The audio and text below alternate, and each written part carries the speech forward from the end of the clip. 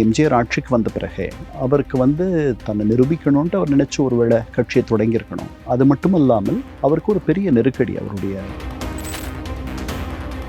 அந்த 5 ஆண்டுகள் ரொம்ப அவரும் அவருடைய கட்சியினரும் மிகுந்த துன்பப்பட்டார்கள். வந்துட்டார். வந்த உடனே அவர் எழுத்தாளர் சோலை கிட்ட அவரை கூப்பிட்டு சொல்றார், நம்ம போய் இணைஞ்சிடலாம் திமுகவோட, திமுக அதிமுக இணைப்புக்கு உங்களை நான் வேலை செய்ய சொன்னேன், நீங்க போய் அந்த வேலையை பண்ணுங்க.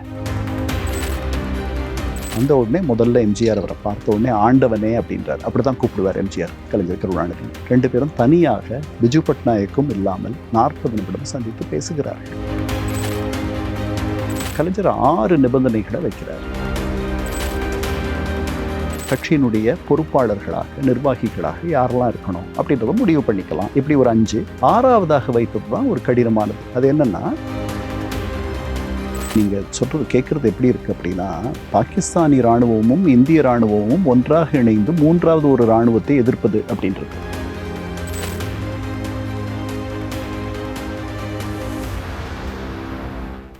ஆச்சி மசாலா, எந்த சமையலும் ருசி தேடும் ரகசியம். 20 ரூபாய். வணக்கம் சார். வணக்கம் தளவாய். முன்னாடி அதிமுக திமுகவுக்கான ஒரு பிஜி பட்நாயக் தலைமையில ஒரு இணைவு முயற்சி நடந்தது அப்படிங்கிறதும் பேசப்படுது. அப்ப என்ன நடந்ததுங்கிறத சொல்ல முடியும்? அதாவது அதுக்கு முன்னாடி எம்ஜிஆர் ஆட்சிக்கு வந்த பிறகு 77ல் அவருக்கு தன்னை நிரூபிக்கணும்ன்ட்டு அவர் நினைச்ச ஒருவேளை கட்சியை தொடங்கியிருக்கணும். அது மட்டும் இல்லாமல் அவருக்கு ஒரு பெரிய நெருக்கடி. அவருடைய ரசிகர்கள் அவரை அந்த முடிவுக்கு தள்ளினாங்க. அதனால் அவர் ஒரு முழு நேர அரசியல்வாதியாக மாற வேண்டிய ஒரு கட்டாயத்திற்கு கலைஞர் கருணாநிதியால் தள்ளப்பட்டார். அவர் வந்தார். 5 ஆண்டுகள், ஏன்னா தேர்தல் வரல, பொது தேர்தல் வரல, அதுக்கு இடையில இடைத்தேர்தல்லாம் வந்துச்சு. அந்த இடைத்தேர்தல் எல்லாத்துலேயும் அவர் தான் வென்றார். மிகப்பெரிய வெற்றிகளை ஈட்டினார். அப்போவும் அவர் மேலே பெரிய நம்பிக்கை யாருக்கும் வரலை. கட்சியில் இருந்த நிர்வாகிகளும் கட்சியில் இருந்த சட்டமன்ற உறுப்பினர்களும் நாடாளுமன்ற உறுப்பினர்களும் பெரும்பான்மையோர் கலைஞர் கருணாநிதியை விட்டு போகலை. எம்ஜிஆர் அவர் மறைந்து போகக்கூடிய ஒரு மேகம் அப்படின்னு தான் நிறைய பேர் நினைச்சாங்க. அவர் அந்த எண்ணத்தை தவிடு பொடியாக்கினார். அப்போது ஆட்சிக்கு வரார். அந்த 5 ஆண்டுகள் ரொம்ப அவரும் அவருடைய கட்சியினரும் மிகுந்த துன்பப்பட்டார்கள். வந்துட்டார். வந்த உடனே அவர் எழுத்தாளர் சோலை கிட்ட அவரை கூப்பிட்டு சொல்றார், என்ன சோலை, நம்ம தேர்தலுக்கு முன்னாடி நம்ம பேசணும் இல்லையா, நம்ம போய் இணைஞ்சிடலாம் திமுகவோட, திமுக அதிமுக இணைப்புக்கு உங்களை நான் வேலை செய்ய சொன்னேன், நீங்கள் போய் அந்த வேலையை பண்ணுங்க. அப்போ தான் ஆட்சிக்கு வந்திருக்காரு. ஜூன் 30, 1977 ஆட்சிக்கு அடுத்த நாளோ அதுக்கு அடுத்த நாளோ அல்லதுக்கு அந்த முதல் வாரமோ சொல்கிறார் இந்த தகவலை. சோலை சொல்கிறார், அண்ணா நான் சரியான ஆள் இல்லை, திராவிடர் கழக தலைவர் வீரமணி, அவரை நம்ம இதுக்கு பயன்படுத்தலாம். சரி போய் பாருங்க. அவர் போய் பார்க்கிறார். வீரமணி எம்ஜிஆரை சந்திக்கிறார். வீரமணியே இதை என்கிட்ட சொல்லியிருக்கார். முதல் முறையாக அவர் அப்போ தான் எம்ஜிஆரை சந்திக்கிறார். எம்ஜிஆர் வழக்கப்படி அவருடைய விருந்து உபச்சாரம், அவர் பெரிய மகோன்னதமான ஒரு மனசு உள்ளவர். அவர் அந்த விருந்து படைத்து நீங்கள் போய் பேசுங்க கலைஞர்கிட்ட அப்படின்றார். கலைஞர்கிட்ட வீரமணி போய் பேச போகிறார். நீங்கள் 3வது ஆள் அப்படின்னு சொல்கிறாரு கலைஞர். ஏற்கனவே 2 பேர் இந்த தூது வேலையை பார்த்திருக்கிறார்கள். அவங்க யாருன்னு தெரியல. இது நடந்துட்டுருக்கு பட்டும் படாமல். அப்பப்போ வீரமணி 2 பேரையும் சந்திக்கிறது, போகிறது, வர்றது எல்லாம் நடக்குது. இதுக்கிடையில் 1979 சரண் சிங் ஆட்சிக்கு வரார். அவர் பிரதமராக இருக்கிறார். இங்கே ஒரு துணை அமைச்சர், ராஜாங்க அமைச்சராக கரூர்லேருந்து கோபால்னு ஒருத்தர் அவருடைய அமைச்சரவையில் இருக்கார். அவருக்கு இந்திரா காந்தி ஒரு பெரிய அரசியல் எதிரி. தென்னகத்தில் தான் அவங்களுக்கு ஒரு இடம் இருந்துச்சு. அவசர நிலைக்கு பிறகு வடக்கில் அவர்கள் வீழ்த்தப்பட்டு விட்டார்கள். தெற்கில் கர்நாடகத்தில், தமிழகத்தில், மற்ற இடங்கள்லாம் அவர்களுக்கு காலூன்றி இருந்தார்கள். தமிழகத்தை பொறுத்த வரைக்கும் அந்த 2 திராவிட கட்சிகளும் இணைஞ்சிட்டா அந்த அம்மாவுக்கு ஒரு இடம் கூட இல்லாத பண்ணிடலாம். இல்லைன்னா இதில் யாராவது ஒருத்தர் அவங்களோட இணைஞ்சு அவங்களுக்கு இடங்களை பெற்று தருவார்கள் அப்படின்னு அவர் கரூர் கோபால்கிட்ட சொல்கிறார். உடனே அவர்கள் பிஜு பட்நாயக், இப்போ இவ்வளவு நாள் முன்னாடி ஒடிஷாவுடைய முதல்வராக இருந்த நவீன் பட்நாயக்கனுடைய தந்தையார், பெரிய அவர் இரும்பு அமைச்சராகலாம் இருந்தார். அவரை இந்த வேலைக்கு அவர்கள் பணிக்கிறார்கள். அவரை ஏன் தேர்ந்தெடுத்தாங்கன்றது எனக்கு சரியாக தெரியல. அவர் கலைஞரை பார்க்குறார். கலைஞர் 6 நிபந்தனைகளை வைக்கிறார். இந்த 6 நிபந்தனைகளில் 5 நிபந்தனைகள் பெரிய நிபந்தனையே கிடையாது. 2 கட்சியும் சேரலாம். கட்சியினுடைய கொடியாக அதிமுக கொடியவே வச்சுக்கலாம். சேர்ந்த பிறகு தொடர்ந்து எம்ஜிஆர் முதல்வராகவும் அவருடைய அமைச்சர்கள் தொடர்ந்து இதே அமைச்சரவை தொடரலாம். திமுகவுக்கு எந்த அமைச்சரவை பொறுப்பும் வேண்டாம். அதுக்கப்புறம் தேர்தல் 2 கட்சியும் இணைஞ்ச பிறகு அதுக்கு பிறகு தேர்தல் கட்சியினுடைய பொறுப்பாளர்களாக நிர்வாகிகளாக யாரெல்லாம் இருக்கணும் அப்படின்றத முடிவு பண்ணிக்கலாம். இப்படி ஒரு 5. 6வதாக வைத்தது தான் ஒரு கடினமானது. அது என்னன்னா, எம்ஜிஆர் அந்த நேரத்தில் 9,000க்குள்ள ஆண்டு வருமானம் உள்ளவர்கள் அவர்களுக்கு தான் இடஒதுக்கீடு அப்படின்னு சொன்னார். இடஒதுக்கீடு பொதுவாக சமூக அளவில் நீங்கள் பின்னாடி பின்தங்கியிருந்தீங்கன்னா உங்களுக்கு இடஒதுக்கீடு உண்டு. இதை திமுக எதிர்த்துச்சு. இதை அவர் மாற்றிக்கணும், பழைய இடத்துக்கு போயிடணும். எம்ஜிஆர் மாற்றி பழைய இடத்துக்கு மட்டும் போகலை, 68% உயர்த்தினார். அதுக்கப்புறம் சென்னை உயர்நீதிமன்றம் ஒரு தீர்ப்பில் இன்னும் ஒரு 1% கூட்டுச்சு. அதனால தான் இந்தியாவிலேயே மிக அதிகமாக இடஒதுக்கீடு உள்ள ஒரு மாநிலமாக தொடர்ந்து தமிழகம் இருக்கு. ஒரு மாநிலமாக இன்னும் சில மாநிலங்கள் இருக்காங்க. இதில் ஒரு சின்ன விளக்கம் சார். இது இடஒதுக்கீடுங்கிறது அது எம்ஜிஆர் வருமானத்தின் அடிப்படையில் இருக்கணும்னு சொன்னார், இவர் ஜாதி அடிப்படையில் இருக்கணும்னு சொன்னார். அப்படிங்கிறது இவர் சொல்லலை, அப்படித்தான் அரசியல் சாசன சட்டமே சமூக அடிப்படையில் நீங்கள் எவ்வளோ பெரிய பணக்காரராக இருந்தாலும் நீங்கள் ஒரு தாழ்த்தப்பட்டவராக இருந்தால் உங்களை சமூகம் தாழ்த்தப்பட்டவராக தான் பார்க்கக்கூடிய ஒரு நிலை அப்போ இருந்துச்சு. இப்போ அப்படிலாம் இல்லை, நிறைய மாறி இருக்கு. அப்போது நான் சொல்கிறது 79. இதையெல்லாம் கேட்டுட்டு கோபாலபுரத்துலேருந்து ராமாவரம் போகிறார் பிஜு பட்நாயக். இதை சொல்கிறார் எம்ஜிஆர்கிட்ட. எம்ஜிஆர் ஆச்சரியப்பட்டுடுறார்.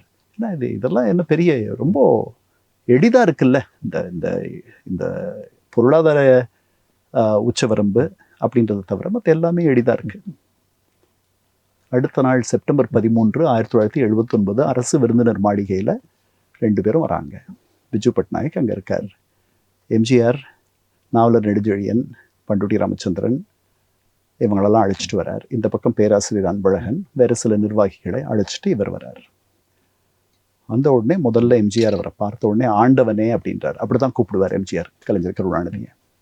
2 பேரும் தனியாக பிஜு பட்நாயக்கும் இல்லாமல் 40 நிமிடம் சந்தித்து பேசுகிறார்கள்.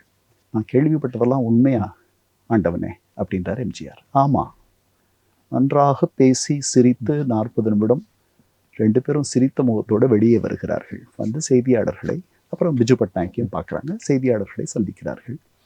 2 பேரும் மேற்கொண்டு என்ன பண்ணுறது அப்படின்றத உங்களுக்கு சொல்லுவோம் அப்படின்னுறாங்க. இது ஒரு பக்கம். ஆனால் 2 பேரும் சேரணும்ன்ட்டு இந்த பேச்சுக்கள் நடந்துட்டு இருக்கும் பொழுதே 2 பேரும் அரசியல் எதிரிகளாக தொடர்ந்து எப்படி ஒருத்தர் வீழ்த்துறதுன்ற வியூகத்தையும் அமைச்சிட்டு இருந்தாங்க. அன்னைக்கு காலையில் கருப்பையா மூப்பனாருக்கு காலை சிற்றுண்டி வழங்கி காங்கிரஸோட எம்ஜிஆர் எப்படி சேர முடியும்ன்ட்டு, ஏன்னா அவர் இடையில காங்கிரஸை கைவிட்டுட்டார், சேர முடியுன்றத அவர் எம்ஜிஆர் ஆராய்ந்தார். அது என்ன முயற்சினா, காங்கிரஸ் திமுகவோட சேரப்போகுதுன்ற தகவல் வந்துட்டு இருந்துச்சு. அதை தடுக்கிற முயற்சி அவர் அதை பண்ணார். இந்த பேச்சுவார்த்தைகள், இணைப்பு பேச்சுவார்த்தைகள் காலையில் நடக்குது. அன்னைக்கு ராத்திரி விமானத்தில் இந்திரா காந்தியை சந்திப்பதற்காக விமானத்தில் பயணச்சீட்டு போட்டு வைத்திருந்தார் கலைஞர். காலையில் இது நடக்குது. அன்னைக்கு அவரால் அன்னைக்கு போயிடுறார். அன்னைக்கோ அல்லது அடுத்த நாளோ போகிற மாதிரி அமைது. அந்த விமானம் தாமதமாகுது.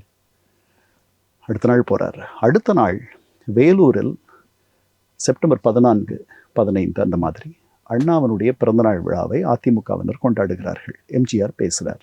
அதிமுக கொடி 1000 ஆண்டுகள் பறக்க வேண்டும்ன்ற மாதிரி ஏதோ பேசுகிறார். அமைச்சர்கள் எல்லாம் கலைஞர் கருணாநிதியை அவரை முன்னாடி வைத்து கொண்டே விமர்சிக்கிறார்கள். இதுக்கிடையில் அந்த நிகழ்ச்சி நடந்துட்டு இருக்கும் பொழுது அன்று இரவு நள்ளிரவு இந்திரா காந்தியை கிட்டத்தட்ட ஒரு 3-4 ஆண்டு இடைவெளிக்கு பிறகு, அவர்களுக்குள் பெரிய ஒரு பிளவு ஏற்பட்ட பிறகு, அவசர நிலை காலத்தில் முன்னாள் முதல்வர் ஸ்டாலின் உட்பட மற்றவர்களை கைது செய்து ஒரு ஆண்டு சிறையில் வைத்த அந்த நிகழ்வெல்லாம் நடந்து பல வேதனையான சம்பவங்கள் நடந்த பிறகு மீண்டும் சந்திக்கிறார்கள்.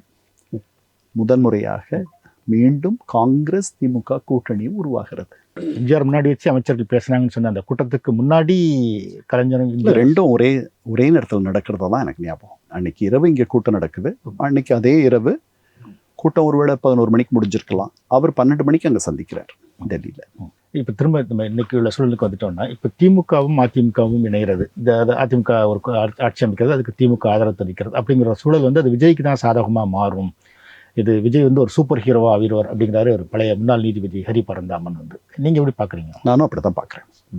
எந்த காரணத்தினால அவர்கள் இதை தடுக்கணும்னு நினைக்கிறாங்களோ அது அவர்களால் தடுக்க முடியாது போயிடும். அவரை வந்து ஒரு இன்னும் வலுவான சக்தியாக, ஒரு நிரந்தர சக்தியாக, அவரே இந்த பொது வாழ்க்கையிலிருந்து விலகும் வரை அவர் ஒரு அசைக்க முடியாத சக்தியாக ஜெயலலிதா மாதிரி அவர் உருவாயிடுவாருன்னு தோணுது எனக்கு. ஒருவேளை அதிமுக திமுக இணையில அப்படின்னா வந்து இப்போ இருக்கிற மாதிரி இருந்ததுன்னா அன்னைக்கு வந்து அதிமுக ஒரு பெரிய கட்சி, திமுக ஒரு பெரிய கட்சி, தவேக ஒரு பெரிய கட்சி, கிட்டத்தட்ட ஒரு மும்முனை போட்டி இருக்குது வந்து. இந்த மும்முனை போட்டி யாருக்கு சாதகமாக இருக்கும்னு நினைக்கிறீங்க? தவேகாவுக்கு தான். கொஞ்ச நாளைக்கு தவேகா இந்த மும்முனை போட்டி மும்முனையாக இருக்காது ரொம்ப நாள். இது இருமுனை போட்டியாக மாறுவதற்கான வாய்ப்பு இருக்கு. அதிமுக இனிமேல் எடுக்கக்கூடிய முடிவுகளை பொறுத்து அதிமுக தொடர்ந்து இருக்குமா அல்லது தவேகாவில் கரைந்து போகுமா அப்படின்றத நம்ம பார்க்கணும். திரும்ப இருமுனை போட்டியா மாறுச்சுன்னா அது பழையபடியே வந்து திமுக தவேகான்னு மாறும். அதிமுக ஒரு ஆட்சி அமைக்குது, திமுக அதுக்கு ஆதரவு தெரிவிக்குது அப்படிங்கிற நிலைமை வந்ததுன்னா தவேகாவோட 108 எம்எல்ஏக்களும் ராஜினாமா செய்வாங்க அப்படின்னு ஒரு தகவலும் பரவுது வந்து.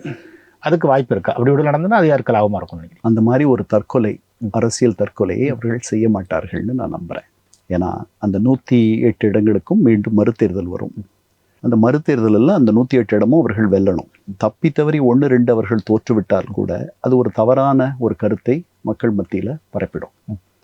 அதனால் அதை அவங்க பண்ண மாட்டாங்கன்னு நான் நம்புகிறேன். அவர்கள் பொறுப்பான எதிர்க்கட்சியாக செயல்படுவதற்கு ஒரு நல்ல வாய்ப்பாக இருக்கும். அவர்கள் அது அந்த அந்த அந்த பொறுப்பை ஏற்றுக்கொண்டு திறம்பட செயல்பட்டு அவர்களுக்கு இழைக்கப்பட்ட அநீதிக்கு நியாயம் தேடுவார்கள். அதுதான் சரியா இருக்கும். ஆனால் இப்போ அதிமுக திமுக இணைந்து ஆட்சி அமைக்க வாய்ப்பு இருக்குன்னு நினைக்கிறீங்களா? அவங்களால ஒரு 5 வருஷத்துக்கு கம்ப்ளீட் பண்ண முடியுமா அப்படி அமைஞ்சதுன்னா?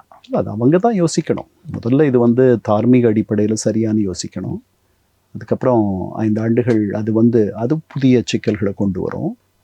2 தரப்புலையும் முழுமையாக இது நீங்கள் சொல்கிறது கேட்குறது எப்படி இருக்குது அப்படின்னா, பாகிஸ்தானி இராணுவமும் இந்திய இராணுவமும் ஒன்றாக இணைந்து 3வது ஒரு இராணுவத்தை எதிர்ப்பது அப்படின்றது.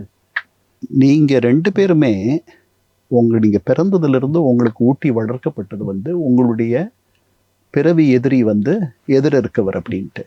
ஆனால் நீங்கள் 2 பேரும் இன்று கைகோர்த்து இல்லை நமக்கு 3வதாக இன்னொரு புதிய எதிரி வந்திருக்காரு, அவரை தான் நம்ம சேர்ந்து எதிர்க்கணும், அதனால் நம்முடைய பகையை மறந்துடுவோம், நம்ம பங்காளிகள் அப்படின்னு பேசுகிற மாதிரி இருக்கு. ஸ்ரீதர் வேம்பு ஒரு அறிக்கை கொடுத்துருக்காரு. அவர் என்ன சொல்கிறார் அப்படின்னா குடியரசுத் தலைவர் ஆட்சியை அமல்படுத்தி 6 மாதம் கழித்து மீண்டும் தேர்தல் நடத்தணும் அப்படின்னு சொல்கிறார். அது எப்படி பார்க்குறீங்க? வேறு எந்த வழியும் இல்லைன்னா அதை தான் பண்ணணும். 6 மாதமெல்லாம் கூட காத்திருக்கணும்ன்ட்டு நான் நினைக்கல. 3 மாதங்களுக்கு பிறகே கூட தேர்தல் நடத்தலாம். எவ்வளவு வேகமாக தேர்தல் நடத்துகிறாங்களோ அவ்வளோ ஒரு நல்ல முடிவு வரும். அறுதி பெரும்பான்மை தவேகாவுக்கு கிடைச்சிரும். நன்றி.